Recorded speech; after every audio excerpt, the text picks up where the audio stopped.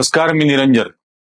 तपोवनाचं आंदोलन गेली जवळजवळ 45-46 दिवसांपासून सुरू आहे आणि पहिल्यापासूनच याच्यात सगळीच लोक याच्यामध्ये येत होती आणि म्हणजे सर्वच राजकीय विचारसरणीची. त्याच्यामध्ये पहिल्यांदा जनसुनवाईच्या दिवशी मी मागे पहिल्याच एपिसोडमध्ये सांगितलं होतं की जनसुनवाई ज्या दिवशी झाली त्या दिवशी सर्वजण पहिल्यांदा छत्रपती शिवाजी महाराजांच्या पुतळ्याला पुष्पहार अर्पण करायला त्या ठिकाणी आम्ही गेलो आणि त्या ठिकाणी स्वाभाविकपणाने छत्रपती शिवाजी महाराज की जय, छत्रपती संभाजी महाराज की जय, डॉक्टर बाबासाहेब आंबेडकरचा विजय असो, महात्मा फुलेंचा विजय असो, अशा पद्धतीच्या घोषणा देण्यात. त्या ठिकाणी आता या घोषणांमध्ये काहीही संबंध नाही. एक कोणतरी होता ज्यांनी तिथं सावरकरांच्या नावाने घोषणा द्यायचा प्रयत्न केला. आता ते इतकं असंयुक्तिक होतं त्या ठिकाणी अशा पद्धतीची घोषणा देणं की त्याला पण माणूस आयडेंटिफाय होतो ना. आणि म्हणून मी त्याही वेळेला म्हटलं होतं की हे असे लो आयक्यू बुलडोजर जे आहेत ना ते स्वतःला आयडेंटिफाय करून देतात अशा वेळेला. त्याच्यानंतर त्यांचं नाव रोहन देशपांडे आणि त्यानंतर ते तपोवनाच्या आंदोलनामध्ये रोज दरवेळेला ते सहभाग घेतात, एकदम पुढे राहतात त्या सगळ्या याच्यामध्ये आणि सगळी धडपड पण अशीच असते की तो फोकस त्यांच्यावरती राहावा. हरकत नाही त्याच्याबद्दल. आणि त्यांनी मागे एकदा माझ्या म्हणजे रवींद्र पोखरकर नाशिकला आले होते आणि ते काही बहुतेक ओळखत नसतील माहित नाही, पण पोखरकरांनी त्यांचं बोलणं ऐकलं की चल आता जरा टकल्यांची घेऊया असं म्हणून ते माझा हात धरून हे देशपांडे बाजूला घेऊन गेले आणि त्या ठिकाणी त्यांनी माझी मुलाखत घेण्याचा प्रयत्न केला. तर मुळामध्ये 2.5-3 वर्षापूर्वीचा एक व्हिडिओ वापरून काही जणांनी मला ट्रोल करायचा प्रयत्न केला होता. त्यावेळेस मी त्यांना स्पष्ट सांगितलं होतं की या सगळ्या प्रकारामध्ये मुळामध्ये 2.5-3 वर्षाचा पूर्वीचा काहीतरी एक क्लिप काढायची आणि त्याच्यावरून ट्रोलिंग करायचा प्रयत्न करायचा. माझा स्वभाव असा आहे की मी रिक्षावाल्याशी भांडण्याच्या नादात फ्लाईट सोडत नाही. त्याच्यामुळे मला माझा संपूर्ण पर्पज हे तपोवन वाचवणं हा एकमेव याच्यातला पर्पज आहे. इनफॅक्ट कुंभमेळा आणखीन जास्त यशस्वी चांगला कसा व्हावा यासाठीच्या सुद्धा मागण्या मी प्रत्येक वेळेला करतोय. उदाहरणार्थ सॅनिटेशन आणि ड्रेनेजची व्यवस्था कशी असायला हवी, गेल्या वेळेचे अनुभव काय होते, या आधी चेंगराचेंगरी झालेली होती ती टाळण्यासाठी काय करायला हवं होतं अजूनपर्यंत नाही केलेलं आणि ते करायला हवं, अशा पद्धतीच्या अनेक सूचना आणि गोष्टी मी याच्या संदर्भामध्ये मांडत होतो. त्याचा मी खूप ट्रॅक ठेवत होतो. झोन चेंज झाला हे सर्वात पहिल्यांदा मी दाखवलं होतं की हा झोन कसा बदलला. पण हे जे सगळं चाललेलं आहे म्हणजे आता याच्यामध्ये मनसेनी भाग घेतला, त्याच्यानंतर एकच दिवस काँग्रेसवाले पण त्या ठिकाणी आलेले होते 9 तारखेला आणि त्यांनी म्हणजे मी त्यांच्यावर टीका पण केली होती की इतके नतद्रष्ट नाशिकची लोक झालेली आहेत काँग्रेसची की ते त्या ठिकाणी फिरकले पण नाहीत. आणि 9 तारखेला सोनिया गांधींचा वाढदिवस, राजेंद्र बागुल यांनी त्या ठिकाणी वनभोजन ठेवलं. त्यामुळे ऐनवेळी त्या वनभोजनामध्ये सहभाग घेऊन त्यांनी असं दाखवलं की जणू काही तपोवनाच्या आंदोलनात ते आहेत. परत 9 डिसेंबर नंतर त्यांचा कुठेही मागमूस थांगपत्ता नाहीये या सगळ्या आंदोलनामध्ये. इतका महत्वाचा शहरासाठीचा विषय ज्याचा शहरावरती दूरगामी परिणाम होईल अशा विषयाकडे त्या येड्यांनी दुर्लक्ष केलं. त्याच्यानंतर राज ठाकरेंच्या मनसेतर्फे आंदोलनं झाली, शिवसेनेतर्फे झालं, अगदी एकनाथ शिंदेच्या पक्षातर्फे सुद्धा तिथे एक दिवस आंदोलन करण्यात आलं. परवा आदित्य ठाकरे त्या ठिकाणी येऊन गेले. आता हे सगळं जेव्हा झालं त्यावेळेला काल मला ऍक्च्युली मुंबईहून एकाने व्हॉट्सअपवरती एक ऑडिओ संभाषण टेलिफोनवरती म्हणजे मोबाईलवरून केलेलं असणार, त्या मोबाईल कॉन्व्हर्सेशन हे रेकॉर्डेड हे मला एकाने व्हॉट्सअपवरती फॉरवर्ड केलं. आणि मग मला असं वाटलं की आपण रिक्षावाल्यांकडे दुर्लक्ष करत होतो आतापर्यंत, पण आता काही रिक्षावाले फारच म्हणजे उथळपणाने वागायला लागलेले आहेत. त्यामुळे त्याच्याबद्दल आता बोलणं भाग आहे. पहिल्यांदा मी एक एक वाक्य करून ते तुम्हाला ऐकवतो ते सगळं काय आहे हे. आणि माझं नेहमीच हे म्हणणं आहे, इथं तपोवनामध्ये हा जो सगळा आंदोलन चाललेलं आहे हे पर्यावरणासाठी चालू आहे. हे पर्यावरणासाठी चालू आहे. हिंदू धर्मामध्ये जी पंचमहाभूतांची पूजा सांगितलेली आहे, हे आदित्य ठाकरे सुद्धा बोलले की पंचमहाभूतांमध्ये या पर्यावरणाचं रक्षण करणं हा त्याचा स्वाभाविक भाग आहे. आणि म्हणून त्याचं रक्षण व्हायला हवं, अशा पद्धतीचं चालू असताना हे रोहन देशपांडे यांनी शरद पोंक्षे म्हणजे नथुराम गोडसेंची भूमिका करणारे, जणू काही त्यांच्या अंगातच नथुराम गोडसे संचारतो अशा पद्धतीने ते ती भूमिका करतात. तर त्यांच्याशी संभाषण केलेलं आहे. तर आता पहिले रोहन देशपांडे बोलतायत, मग शरद पोंक्षे बोलतील. तर एक एक एक एक वाक्य आपण बघूयात काय म्हणतायत. तुमचा कार्यकर्ता असून जेव्हा मी अशा पद्धतीने मला सगळ्यांनाच बरोबर घेऊन काम करावं लागतं, त्यावेळेस अशा पद्धतीचे ताशेरे माझ्यावरती पण ओढले गेले आणि मी त्याच्यामधून पण हे म्हणजे त्याचे चटके पण मी सहन केले. अगदी माझ्या घरातून पण चटके सहन केले. पण माझा फोकस जो आहे तो झाडं वाचवण्याचा आहे. आणि तपोवनामध्ये श्रीरामचंद्रांच्या आठवणी आहेत, त्यांचा सहवास आहे, त्यांचा अधिवास आहे. भारतीय जनता पार्टीने आणि संपूर्ण देशाने राम मंदिर उभारण्यासाठी प्रयत्नांची पराकाष्ठा केली. शहीद झाले लोक. आता हे जे मी म्हणतो ना की यांच्या मुंह में राम बगल में नथुराम, हे यांचं खरं स्वरूप आहे.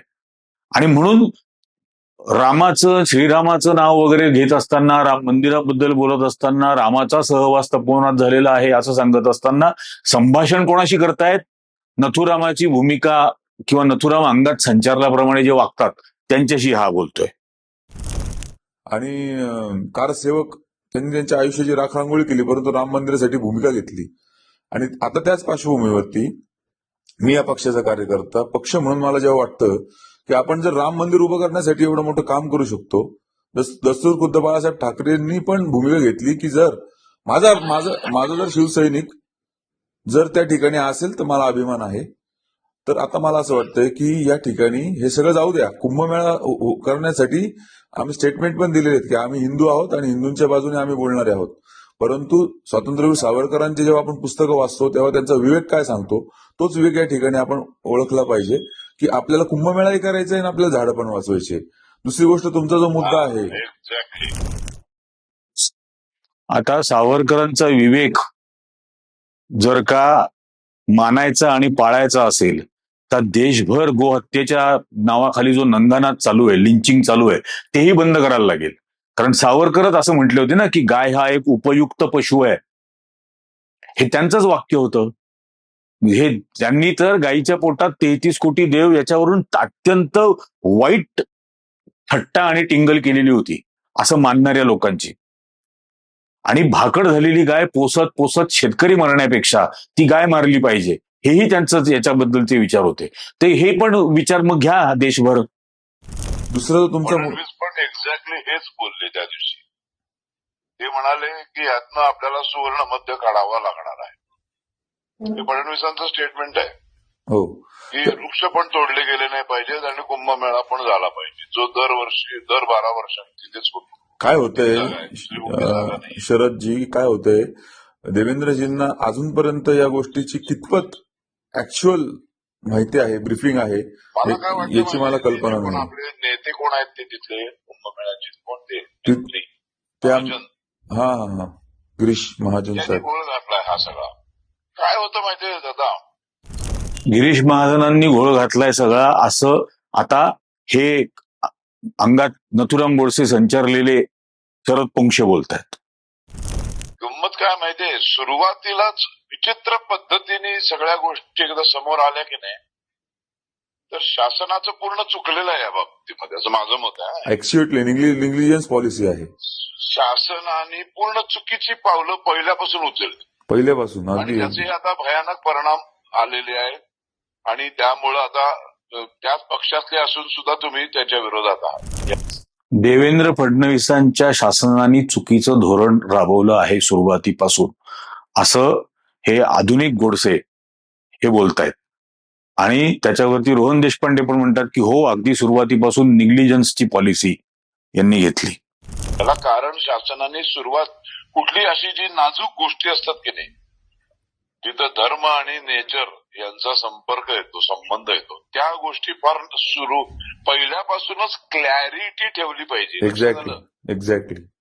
जी स्पष्टता पाहिजे की कुणाच्या मनानं संदेह राहिला नाही पाहिजे. परफेक्ट. पहिल्या दिवसापासूनच ही गिरीश महाजन यांनी काय केलंय, काहीतरी वेगळीच स्टेटमेंट्स द्यायला सुरुवात केली पहिल्या दिवसापासून. त्याच्यामध्ये एक अरेरावी होती, त्याच्यामध्ये एक माज होता, त्याच्यामध्ये एक म्हणजे काय म्हणतात ते आम्ही करूचे कायदा अशा टाईपचं होतं. गिरीश महाजनांच्या बोलण्यामध्ये अरेरावी आणि माज होता. हे कोण सांगतायत? हे शरद पोंक्षे. आणि मग तिथून त्याला विरोध सुरू झाला. आता काय झालं, विरोध सुरुवातीला करेक्ट होता, त्याचा फायदा या लेफ्टिस्टने उचलला आणि तो टकले बिकले एकदम हिरो होऊन बसला. आता या विरोधाच्या आंदोलनाचा फायदा लेफ्टिस्टने उचलला आणि टकले हिरो होऊन बसला. मुळामध्ये मला काही हिरोगिरी करायची गरज नाहीये या सगळ्या विषयात. माझ्या गावाचा नाश होणार असेल तर त्या विनाश होणाऱ्या धोरणाच्या विरोधामध्ये मी भांडणार, आणि हा नागरिक म्हणून असलेला स्वाभाविक हक्क आहे. मी कोणत्याही पक्षाचा सदस्य, मेंबर नाही, पदाधिकारी नाही, कोणत्याही. त्याच्यामुळे मी या सगळ्या आंदोलनात काँग्रेसवाल्यांवरती सुद्धा टीका केली. आता याच्यामध्ये सीपीआयचे काही कार्यकर्ते सुरुवातीपासून आहेत. आणि आणखीन एक गोष्ट यांना माहीत नसेल कदाचित, या नथुराम गोडसे अंगात संचारलेल्या माणसाला, की नाशिक मधलं भालेकर हायस्कूल माझ्या घरासमोर आहे. हे भालेकर हायस्कूल पाडण्यासाठी आणि ते एका बिल्डरला द्यायचं, तिथं विश्रामगृह बांधायचं आणि नंतर ते तोच बिल्ड ऑपरेट अँड ट्रान्सफर सारखं तो वापरणार, हे जे कारस्थान नाशिक महानगरपालिकेने केलं होतं. नाशिक महानगरपालिकेची सर्वात मोठी शाळा, त्याच्या दोन्ही बाजूला अतिशय मोठं पटांगण आणि कालिदास कला मंदिरच्या समोर असलेली शाळा, ही अशीच बिल्डरच्या घशामध्ये घालण्याचा प्रयत्न करत होता. तेव्हा याच सो कॉल्ड लेफ्टिस्टनी ती वाचवली. हे लक्षात घ्या. तेव्हा नव्हतं आलो कोणी भाजपचं, तेव्हा कोणी संघाचं आलेलं नव्हतं, तेव्हा काँग्रेसचंही तिथं कोणी नव्हतं. याच लोकांनी ती वाचवली. महापालिकेला तो निर्णय रद्द करावा लागला. गरीब कुटुंबांमधल्या मुलांचं शिक्षण त्या ठिकाणी होऊ शकेल, ते शिक्षणच बंद पाडलं जाणार होतं, जे मुंबईत चालू आहे आंदोलन अशा याच प्रकारचं शाळा वाचवण्यासाठीचं. हे यासाठीच आहे. महाराष्ट्रातली मुलं जर का मराठी शिकली नाहीत तर याचं नाटक कोण पाहणार आहे, याचे सिनेमे कोण पाहिल, याचं भाषण कोणाला कळेल जर ते मराठीच नाही शिकले तर. आणि म्हणून या शाळा वाचवणं गरजेचं आहे. ते कोण वाचवतं हे महत्वाचं नाहीये, ते वाचवणं महत्वाचं आहे. हे एवढं कळण्या इतकं निदान IQ असायला पाहिजे खरा. आता मला एक सांगायचंय सर, की आता एक सयाजी शिंदेला झाडांची पडलेली आहे ना, नो डाऊट, बरोबर आहे की नाही. तू कुंभमेळ्याच्या साधूंवर घाललेलं भाष्य का करतोस? त्या पण गोष्टी चुकल्या. सयाजी शिंदेंनी साधूंबद्दल कुठलं घाणेरडं वक्तव्य केलं हे अजूनपर्यंत मला माहित नाही. आम्ही तिथं बाजूलाच होतो. सयाजी शिंदेच्या एका बाजूला रोहन देशपांडे होता आणि दुसऱ्या बाजूला मी होतो. त्याच्यामुळे ते घाणेरडं काय बोलले हे मला माहित नाही. आणि ते जे काय बोलले ते चुकलं असं जर रोहन देशपांडेंना वाटत असेल तर त्यांनी तिथल्या तिथं सयाजी शिंदेंना बोलायचं होतं. का नाही बोलू शकले? त्या ठिकाणी बोलायचं होतं जर ते काही चुकीचं बोललेले असतील तर.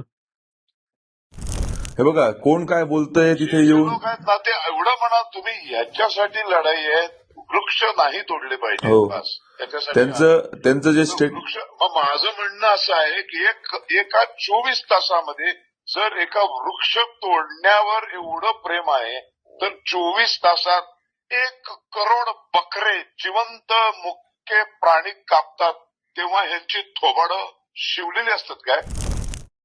या कोकणातला हे कळत नाहीये की बकऱ्या ऑक्सिजन नाही देत, येड्या. झाडं ऑक्सिजन देतात, बकऱ्या प्रोटीन देतात, म्हणून बकऱ्या कापल्या जातात आणि ते फेकून देत नाहीत. पहिली गोष्ट, हिंदू धर्मामध्ये सुद्धा अनेक ठिकाणी बळी दिला जातो. आजही नाशिकला सप्तशृंगीला बळी दिला जातो, तर तुळजाभवानीच्या इथं बळी दिला जातो. आणि नंतर त्याचं काय होतं, इथं सिन्नर तालुक्यामध्ये वडांगळी नावाचं गाव आहे. त्या वडांगळी गावामध्ये दरवर्षी 2,500-3 हजार बकरे कापले जातात हिंदूंतर्फे. तिथं वंजारी समाजाचा त्या ठिकाणी सण असतो, त्यावेळेला तिथं असंच होतं. हे याला माहित नसेल कदाचित, म्हणून हे माहिती करून घ्या, ही पहिली गोष्ट. आणि झाडं ऑक्सिजन देतात, बकऱ्या ऑक्सिजन नाही देत, हे बेसिक गोष्ट. माणूस उपाशी राहू शकतो, माणूस पाणी न पिता राहू शकतो, काही दिवस काही तास तरी राहू शकतो, नाक बंद करून. 5 मिनिट सुद्धा राहू शकत नाही श्वास न घेता. त्यामुळे श्वास महत्वाचा आहे, ऑक्सिजन महत्वाचा आहे या सगळ्या गोष्टींपेक्षा. त्यामुळे त्यासाठी म्हणून बोलतोय आम्ही. हे याच्यामध्ये काहीही कारण नसताना हे बकऱ्या आणि ईद आणि हे असले फालतू प्रकार आणू नका. पण लो आयक्यू बुलडोजर आहे ना. जर एका वृक्षाला तोडल्यानंतर इतका आकांत चालू आहे तरी जिवंत प्राणी बकरा सर तुम्हाला सांगतो करोडच्या वर बकले 24 तासात कापले जातात. सर तेव्हा पण 3.5 लिटर रक्त एका बकऱ्याचं बाहेर पडतं. 1 करोड गुणिले 3.5 लिटर इतकं रक्त. आता बकऱ्याच्या अंगामध्ये किती लिटर रक्त असतं हे या महाभागांना माहिती आहे इथे. आणि माणसाच्या रक्ताचं काय, माणसं मरतील हे इथं जर पर्यावरण नष्ट झालं तर. आणि ज्याची भूमिका करतो ना हा, त्यांनी एका महात्मा गांधींचं रक्त सांडलं, हा त्या भूमिकेचं समर्थन करतो. आणि आता याला बकऱ्यांच्या रक्तावरून भोकाड पसरायची वेळ आलेली आहे. निमित्त करायचंय फक्त धर्माचं. पुन्हा त्यातूनही द्वेष कसा साधता येईल हेच या संपूर्ण याचं लक्ष दिसतंय. बाहेर पडतं ते स्वच्छ करायला करोडो पाण्याचे गॅलनच्या गॅलन लिटर पाणी लागतं. ही जी सगळी दुहेरी तुमच्याबद्दल मी परत एकदा सांगतो, मी तुमच्या हेतूबद्दल मला शंका नाही अजिबात. मी तुमच्या बरोबर पाठीशी उभा आहे. वृक्षतोड झालीच नाही पाहिजे. पण तेव्हा ह्या सगळ्यांनी ते काय म्हणतात ना, जसं ते दिल्लीमधलं शेतकरी आंदोलन नंतर टेक ओव्हर कोणी केलं, सगळ्या लेफ्टिस्ट लोकांनी. पुन्हा तेच शेतकरी आंदोलन लेफ्टिस्ट लोकांनी टेक ओव्हर केलं. याचं कारण शेतकऱ्यांना च्या वरती जे जाचक कायदे आणले होते ते राईटिस्ट लोकांनी आणले होते. तिथं राईटिस्ट असणारच नव्हते त्याच्यामध्ये. स्वाभाविकपणाने यांचा असा आयक्यू आहे की राईटिस्टला विरोध करेल ते सगळे लेफ्टिस्ट. अरे आमच्यासारखे सेंट्रिस्ट आहेत ना, तिथं होते ना, त्या किसान आंदोलनामध्ये सुद्धा होते. फक्त लेफ्टिस्ट नव्हते तिथं सगळे होते त्या आंदोलनामध्ये.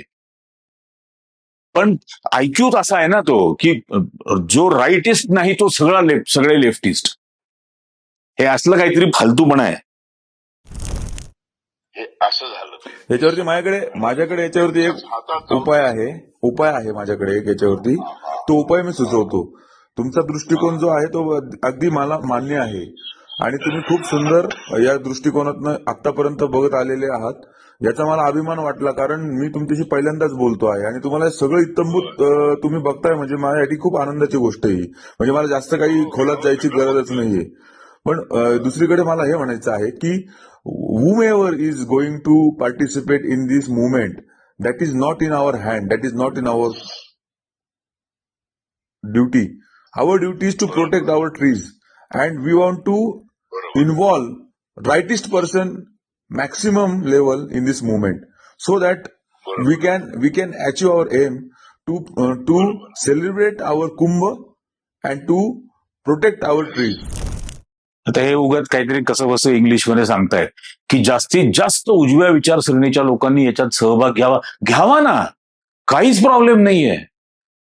पण मजबुरी हे आम्हाला नाशिकमध्ये डोळ्यांनी दिसते. याच्यातली अनेक भाजपच्या उमेदवारांची किंवा इच्छुक उमेदवारांची सुद्धा या तपोवनाच्या हे जे तोडलं जातंय याला विरोध आहे.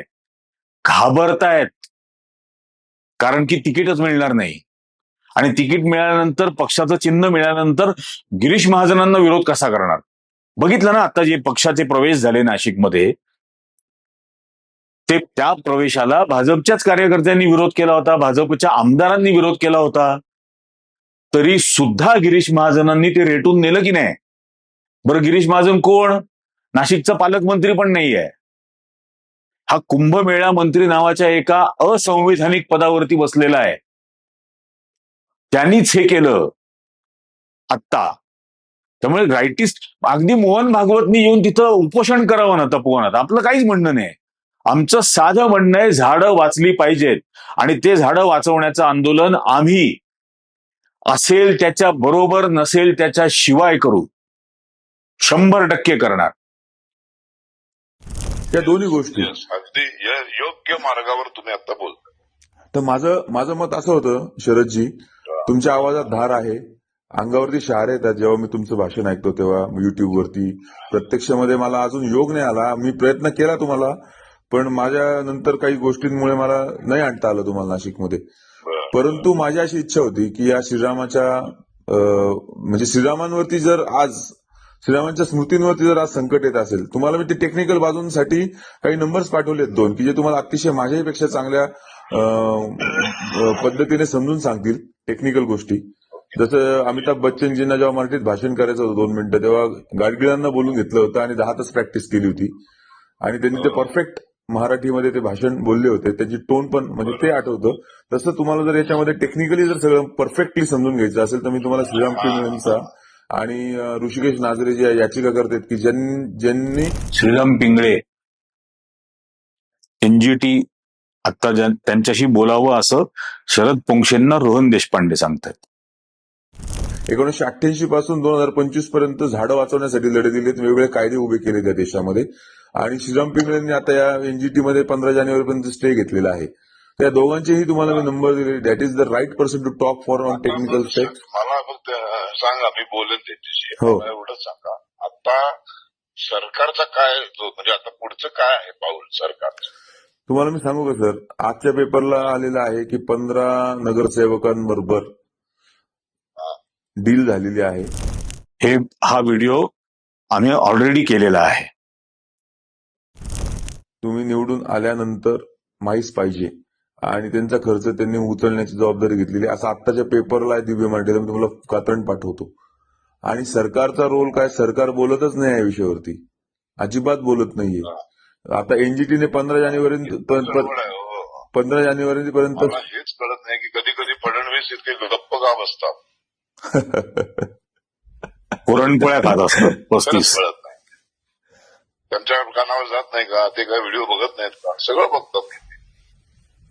का असं करतात ते? मग ते स्पष्टपणे ते काय, मला त्या मंत्र्याला बोलवून हे जे ऍक्टिव्हिस्ट आहेत तिथे जे तुम्ही सगळे, त्यांना सगळ्यांना बोलवून एकदाही बोलवलं संवाद केला ना, जगातले मोठमोठे प्रॉब्लेम सॉल्व्ह होतात. संवाद केल्यानंतर जगातले मोठमोठे प्रॉब्लेम सॉल्व्ह होतात. हे कोण बोलतंय? ज्यांनी महात्मा गांधींशी संवाद न करता त्यांचा खून केलेला नथुराम गोडसे, तो ज्याच्या अंगात संचारतो, ते सांगतायत की संवाद केल्याने मोठमोठे जगातले प्रॉब्लेम सॉल्व्ह होतात. पाचगणीला ज्या वेळेला नथुरामनी पहिल्यांदा हल्ला केला होता, तेव्हाही महात्मा गांधींनी त्याला आत बोलावलं होतं की माझ्याशी बोल, चर्चा कर. गेला नाही तेव्हा गांधीजींची चर्चा करायला. ते जे ढोंग केले ना पुस्तकात, त्या पुस्तकामध्ये त्याने असं लिहिलंय की गोपाळ गोडसेंनी लिहिलंय की नथुरामनी नेहरूंना पत्र पाठवलं, नथुरामनी पटेलांना पत्र पाठवलं, नथुरामनी देवदास गांधीला पत्र पाठवलं की माझ्याशी येऊन प्रतिवाद करा. गांधींची भूमिका जर का मला तुम्ही पटवून देण्यात यशस्वी झाला तर मी देशाची माफी मागेन. हा बुद्धिभेदाचा प्रकार आहे, बुद्धिभेद करण्याचा आहे. इतकी जर कळकळ नथुरामला होती गांधींची भूमिका समजून घेण्याची, तर जिवंत गांधींना का नाही विचारलं? आधी मारून टाकायचं, मग याला म्हण, त्याला म्हण, त्याला म्हण, हा प्रकार करायचा. आणि पुन्हा मग जरी कोणी आलं असतं तरी चर्चेचा प्रिरोगेटिव्ह कोणाकडे राहतो? नथुरामच सांगणार. उद्या तो असंही सांगेल की नेहरूंना मी हरवलं चर्चेमध्ये, पटेलांना हरवलं. म्हणजे पुन्हा प्रिरोगेटिव्ह स्वतःकडे ठेवून हा शहाजूकपणा करायचा. हा बुद्धिभेदाचा प्रकार आहे, क्लिअर कट. इतकंच जर संवादाची इच्छा होती तर मग जिवंत गांधींना का नाही विचारलं? आणि त्याचं संवादाचं इतकं महत्व पटलेला माणूस हा संवाद न करता गांधीजींचा खून करणाऱ्या माणसाची भूमिका करतो. थांबलेली आहे. तेच तर, संवादच करत नाही. बोलवलं समोर ना, तर यात आपल्याला चला तुमचं पण बरोबर आहे, आमचं पण बरोबर आहे, आपल्याला मार्ग कसा काढता येईल, आणि असं किती सोपं आहे नाही का? बरोबर आहे. आणि तुम्हाला सांगतो की या सगळ्या गोष्टींना सोल्युशन आहे. हो, जगात अशी कुठलीच गोष्ट नाही की सोल्युशन नाहीये. ते सोल्युशन आहे ना, पण त्यांना ऐकायचंच नाहीये ना, त्यांना ऐकायचंच नाहीये, त्यांना त्यांचंच करायचंय. अहो, लॉजच्याही बियॉन्ड जाऊन ते काम करतायत. त्यांनी जे निग्लिजन्स गव्हर्नन्स केलंय ना या ठिकाणी, ते अत्यंत मोठं आहे. आणि त्याच्या विरोधात मी आता कोर्टात चाललेलो आहे. मी आयुक्तांना अटक करण्यासाठी मागणी करणार आहे. एक दिवसाची तरी अटक करा, 1 रुपयाची तरी अटक करा, 1 रुपयाची तरी शिक्षा करा त्यांना, 1 मिनिटाची तरी शिक्षा करा. कारण आता हे आयुक्तांना एक अटक करा म्हणून हायकोर्टात जाणार आहे असं बोलतायत. बघू, पिटिशनची कॉपी पण मागेन मी त्यांच्याकडे. त्यांनी निग्लिजन्स पॉलिसी हे केलेली आहे पूर्णपणे, म्हणजे निग्लिजन्सच केलाय त्यांनी पूर्ण गव्हर्नन्सचा. कुठलाही कायदा कसाही वागताय, काही करताय, बेताल चाललंय सगळं. आणि आणि राजकारण हा विषयच वेगळा आहे, मी त्याच्यावरती बोलत नाही. भारतीय जनता पार्टीने ज्या पद्धतीने नाशिकमध्ये लोक घेतलेले आहेत ना, ते पण एक अत्यंत खेदजनक आहे. पण मी आता बोलत नाही ते विषय, परंतु आपल्याला झाडं वाचवायची आहेत. माझी अशी इच्छा आहे की तुम्ही मला एक शनिवार रविवार कुठलं तरी मला हजारो लोकांना तिथे बोलवायचंय तुमचं ऐकायला. म्हणजे बेफाम कारभार महाराष्ट्रात चाललाय, नाशिकमध्ये चाललाय. भारतीय जनता पक्षाच्या राज्य सरकारतर्फे कुठलाही कायदा पाळत नाहीये, सगळ्या कायद्यांकडे दुर्लक्ष केलं जात आहे आणि मात्र हे रेटून देण्याचा प्रकार केला जातोय असं रोहन देशपांडे बोलतायत. हजारोंच्या संख्येने लोक तिथे उभे राहतील फक्त तुम्हाला ऐकायला, या नाशिक जिल्ह्यातले सगळेचे सगळे. मला तुम्ही वेळ द्या, कारण इतिहास तुमची नोंद ठेवेल. सावरकरांनी जे कार्य केलं ते तुमच्या मुखातनं आलेलं आहे. आता तुम्हाला पण कार्य करण्याची परमेश्वर संधी देव, हीच माझी इच्छा आहे. सावरकरांनी कार्य केलं. माझ्याकडे आहेत ते सगळे मर्सी पिटिशन्सच्या कॉपीज, सगळ्या मर्सी पिटिशन्सच्या कॉपीज आहेत. व्हाईसरॉय लिनलिथगो बरोबर जो करार केला होता, मेमोरंडम ऑफ अंडरस्टँडिंग, त्याची पण कॉपी आहे. त्यांना जी लंडनमध्ये पहिली 1908 साली शिक्षा झाली होती, ते अख्खे केस पेपर पण माझ्याकडे आहेत. असं कार्य यांना करायचं असेल तर मला माहित नाही त्याच्याबद्दलचं. आणि आता ते त्यांना नाशिकला तपोवनामध्ये येतात. माझं याच्याबद्दल एकच म्हणणं आहे, शरद पोंक्षेंनी आणि रोहन देशपांडेंनी आता ही जबाबदारीच घ्यावी की भारतीय जनता पक्षाच्या प्रत्येक उमेदवारांनी ऍफिडेव्हिटवरती लिहून द्यावं, ऍफिडेव्हिटवरती हे लिहून द्यावं की नाशिकमध्ये वृक्षतोड होऊ देणार नाही. नाशिकमधली एकही महानगरपालिकेची शाळा, महानगरपालिकेचं रुग्णालय, महानगरपालिकेचं इतर आस्थापना किंवा महानगरपालिकेची मिळकत, जमीन, गार्डन्स, त्याच्या ज्या काही काय ते समाज मंदिर वगैरे जे काही असतात ते, यातले एकही गोष्ट खाजगी विकासकाला दिली जाणार नाही. कारण भालेकर हायस्कूलच्या बाबतीत यांनी काय करायचा प्रकार केला होता हे माहिती आहे. यांनी ऍफिडेव्हिटवरती लिहून घ्यावं, कारण जाहीरनामे पाळतात नाही पाळत नागरिक काहीच करू शकत नाही. हाच फडणवीस 35 पुरणपोळ्या खाऊन भाषणं देत होता ना की 7/12 करू कोरा, 7/12 करू कोरा. केला का? सोयाबीनच्या उत्पादकांना सांगत होता 6,000 रुपयाचा हमी भाव देऊ, नाही ना दिला. त्यामुळे यांच्या बोलण्यावर विश्वास नाही. ऍफिडेव्हिट लिहून द्या. उद्या जर का नाशिकमधलं एक झाड जरी तोडलं गेलं तरी आम्हाला फसवणुकीचा गुन्हा दाखल करता आला पाहिजे, नागरिक म्हणून. यात लेफ्ट राईटचा काही संबंध नाही. नागरिक म्हणून फसवणुकीचा गुन्हा दाखल करता आला पाहिजे. ह्याची जबाबदारीच आता या दोघांनी घ्यावी. कारण तुमचा नवीन जन्म झालेला आहे, तुम्ही छाताडावरती पाय देऊन उभे राहिलेले आहेत, त्याच्यामुळे तुम्ही हा नवीन जन्म जो झालाय म्हणतात ना, तर तो जो त्यांना असाध्य आजार झाला होता त्यातून उद्धव ठाकरेंच्या मदतीने हे पुन्हा उभे राहिलेत. उद्धव ठाकरेंनी केलेल्या मदतीमुळे यांनी उपचार घेतले, हे बरे झाले आणि आता हे सगळीकडे फिरतायत फिट होऊन. हा उल्लेख त्यांनी स्वतःच करायला हवा खरा तर. तुम्ही घाबरत नाही, मेलेलं कोंबडं आगीला घाबरत नाही. रोहन देशपांडे आता शरद पोंक्षेंना मेलेलं कोंबडं म्हणतायत. कोंबडं शरद पोंक्षेंना हा नकळत केलेला अपमान सुद्धा कळला नाही. मी लो आयक्यू बुलडोजर म्हणतो ना, याची ही सगळी कारणं आहेत.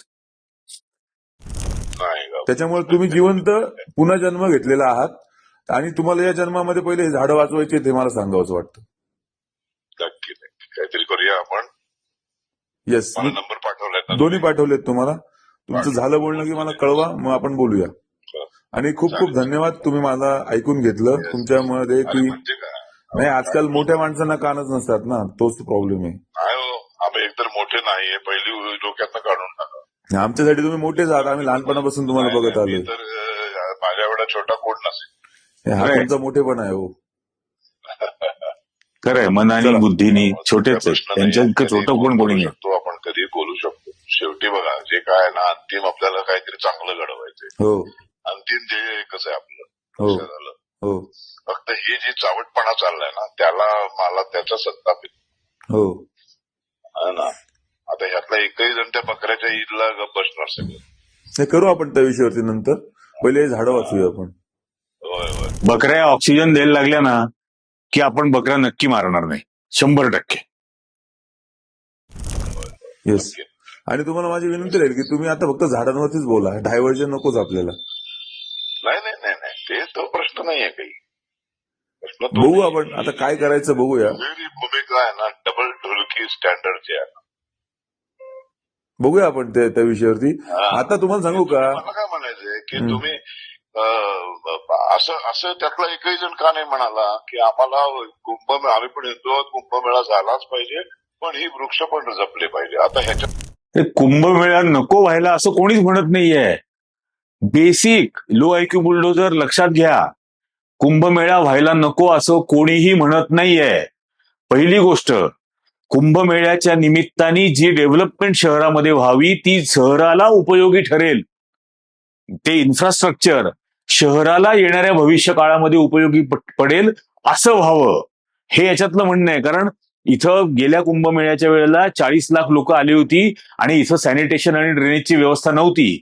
त्या ड्रेनेजची व्यवस्था नसल्यामुळे रस्ती घाण झालेली होती. फायर ब्रिगेडच्या गाड्यांनी धुतली आणि ती सगळी घाण, तो सगळी विष्ठा ही गोदावरी नदीमध्ये गेली. नाशिकच्या 1 लाखपेक्षा जास्त नागरिकांना डोळ्यांची साथीचा त्रास झाला होता, आजार आला होता त्यावेळेला. आणि आता हे सांगतायत 6 कोटी लोक येतील. म्हणून आम्ही विचारतोय की ड्रेनेजचं काय. उद्या 6 कोटी लोकांना पुरेल असं ड्रेनेज जर या ठिकाणी निर्माण केलं, ड्रेनेजची व्यवस्था जर निर्माण केली, तर नाशिक शहराला जर येणारी 50 वर्ष पुरेल ते ड्रेनेजची व्यवस्था. अशी शाश्वत इन्फ्रास्ट्रक्चर डेव्हलपमेंट काहीतरी द्या.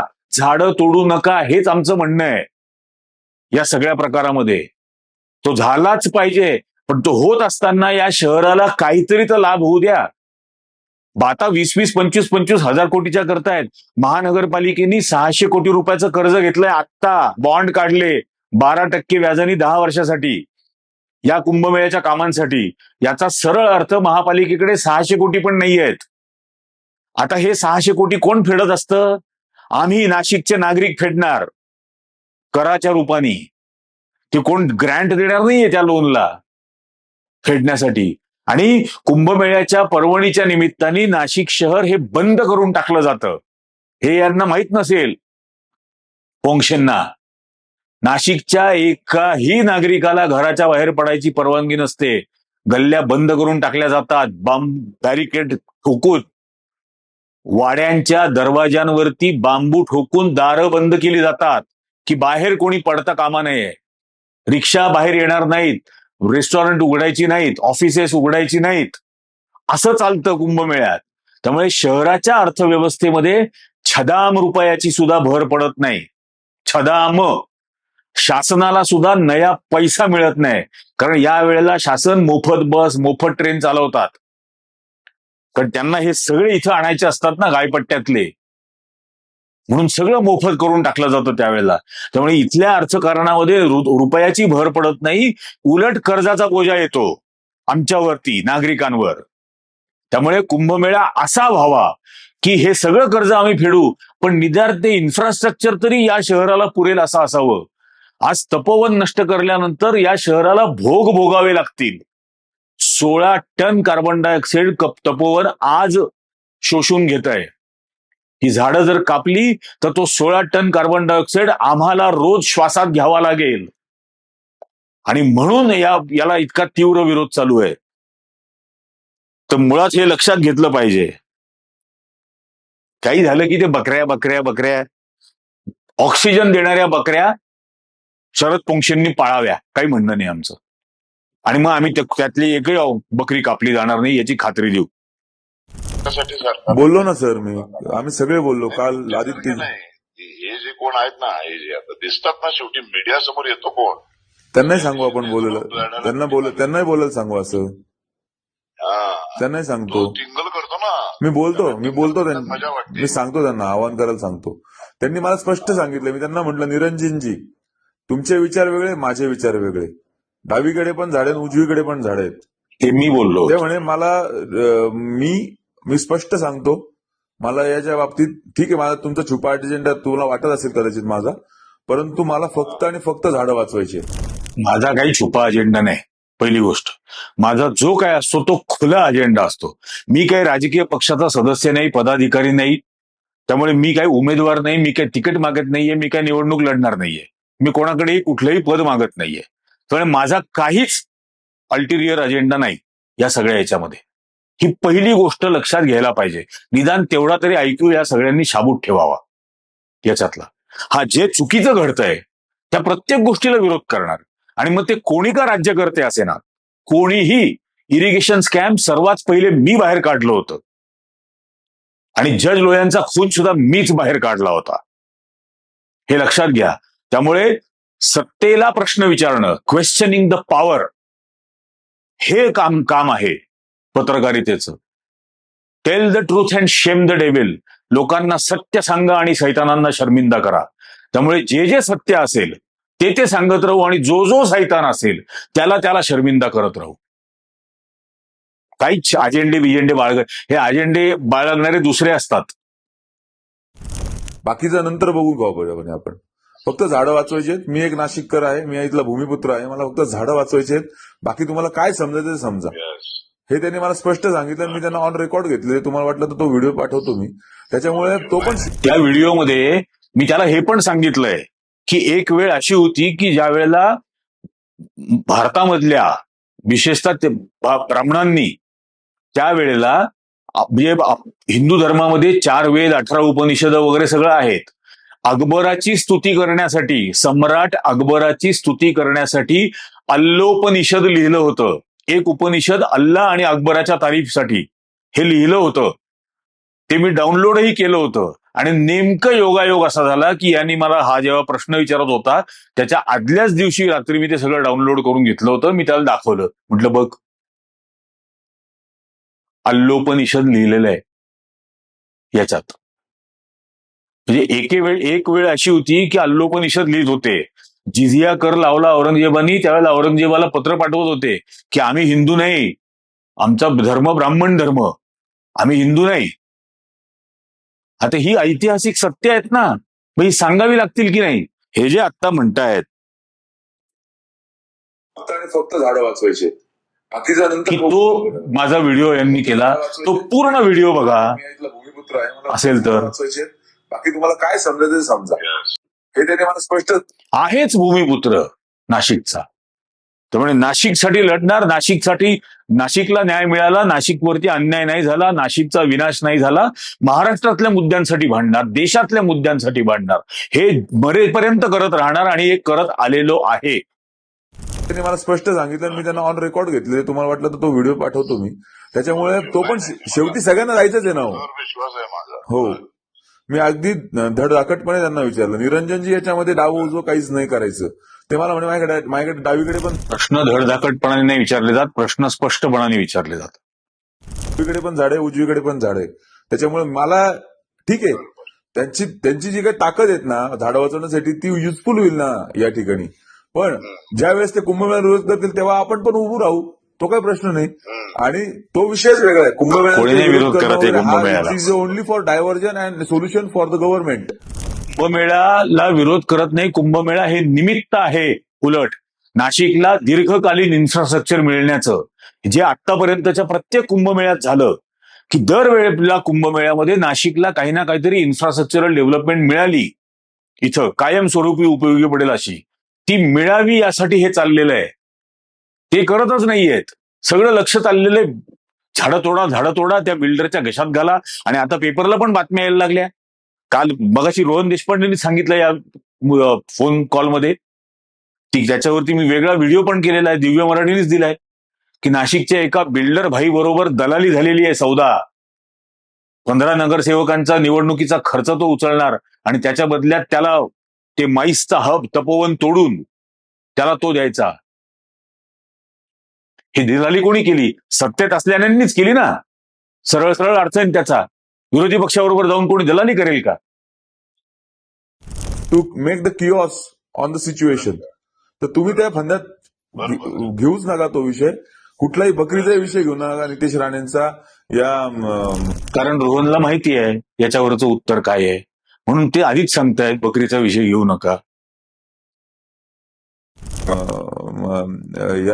म्हणजे डाव्या उजव्यांचा विषय घेऊ नका. You should focus only on trees.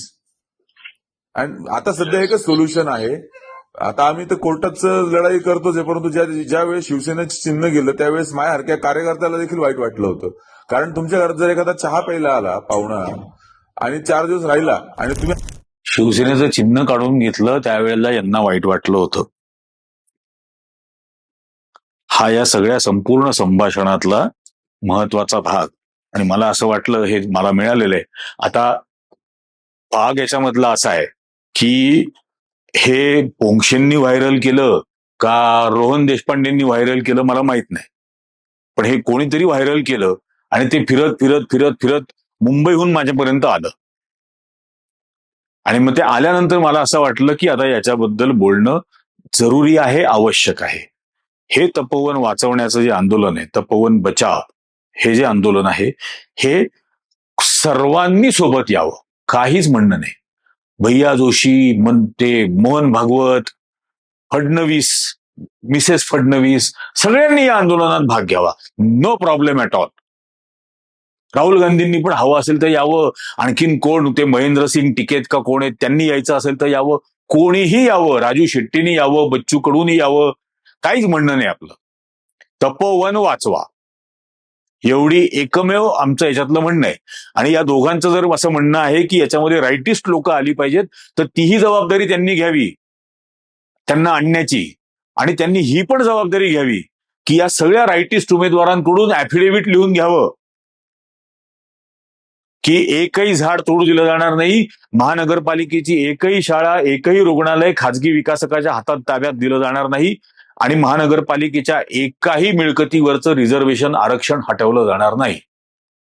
हे त्यांनी ऍफिडेव्हिटवर लिहून द्यावं. ही जबाबदारी त्यांनी घ्यावी. तुम्हाला या सगळ्या प्रकाराबद्दल काय वाटतंय? मी आधी जे म्हटलं, मुंह में राम बगल में नथुराम, हेच खरं आहे ना? तुम्हाला काय वाटतंय खाली कमेंट करून सांगा. आत्ताच्या भागात इतकंच, पण हा व्हिडिओ जास्तीत जास्त लोकांपर्यंत पोहोचवा. जास्तीत जास्त जणांनी हा व्हिडिओ लाईक करा आणि जास्तीत जास्त जणांना आग्रह करा की हे चॅनल सबस्क्राईब करावा. 2च दिवस आता उरलेत, आजचा आणि उद्याचा, या वर्षातला. 2 दिवसात 3 लाखाचा टप्पा आपल्याला गाठता आला पाहिजे, एवढीच माझी विनंती आहे. इतकं सहकार्य आपण सर्वांनी जरूर करावं. धन्यवाद.